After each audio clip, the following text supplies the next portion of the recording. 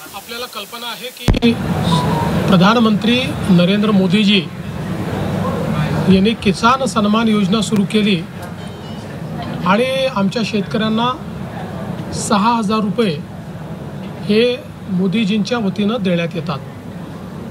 महाराष्ट्रामध्ये महायुतीच्या सरकारने देखील नमो शेतकरी महासन्मान योजना सुरू केली आणि या योजनेत आम्ही निर्णय घेतला की केंद्र सरकारच्या 6,000 रुपयांसोबत महाराष्ट्र सरकार देखील त्याच लाभार्थ्यांना शेतकऱ्यांना 6,000 रुपये देईल, म्हणजे महाराष्ट्रातल्या शेतकऱ्यांना एकूण 12,000 रुपये त्या ठिकाणी मिळतील।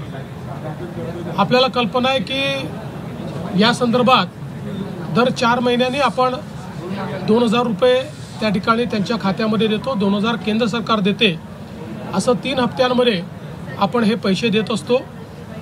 नुकताच प्रधानमंत्री महोदयांनी 20वा हप्ता या योजनेचा त्या ठिकाणी दिला आणि त्याच अनुषंगाने आता आपण देखील आज मंत्रिमंडळ बैठकीनंतर शेतकऱ्यांच्या खात्यामध्ये आपला नमो शेतकरी महासन्मान योजनेचा जो हप्ता आहे तो जमा करण्याकरता आपण कार्यक्रम केला आणि एका क्लिकवर हे पैसे आता जमा झालेले आहेत।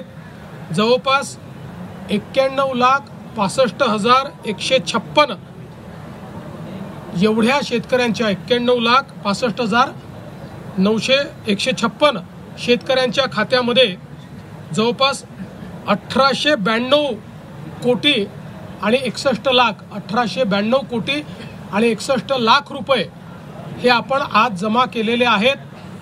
आणि मला विश्वास आहे की ही जी काही मदत आपण करतो त्याच्या पाठीमागचा आपला हेतू हा असतो की शेतीच्या कामामध्ये जे काही छोटे मोठे खर्च शेतकऱ्यांना येतात किंवा अनुषंगिक खर्च येतात त्याच्यामध्ये त्यांना मदत मिळाली पाहिजे।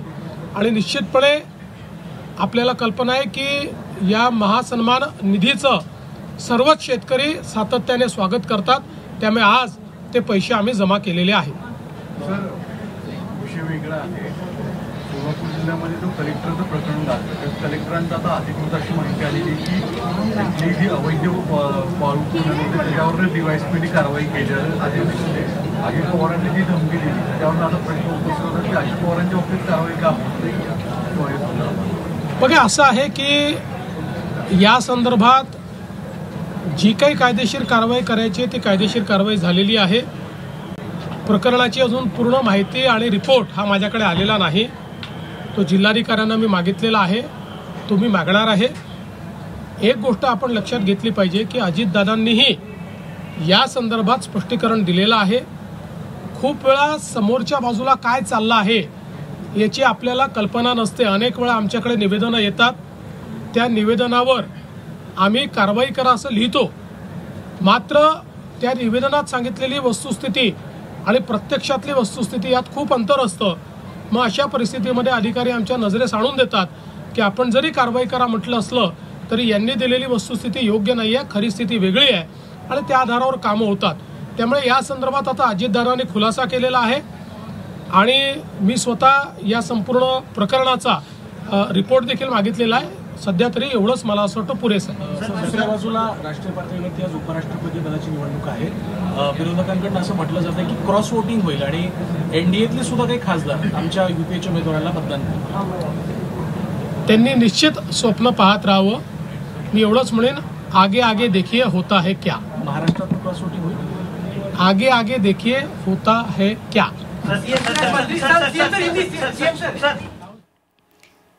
तर 1,892 कोटी 61 लाखांची शेतकऱ्यांना मदत दिल्याचं त्यांनी सांगितलेलं आहे। त्याचबरोबर नमो शेतकरी योजनेचा हप्ता शेतकऱ्यांच्या खात्यामध्ये गेल्याचं सुद्धा त्यांनी सांगितलंय। एका क्लिकवर शेतकऱ्यांच्या खात्यात मदत जमा होते।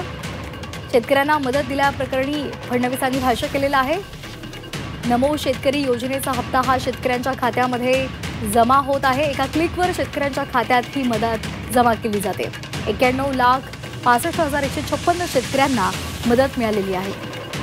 तसंच अजित पवार यांनी स्पष्टीकरण दिल्याचं सुद्धा फडणवीसांनी म्हटलेलं आहे। अजित पवारांसंदर्भातला प्रश्न विचारण्यात आल्यावर अजित पवारांनी स्पष्टीकरण दिलेलं आहे असं म्हणत फडणवीसांनी यावर उत्तर दिलेलं आहे.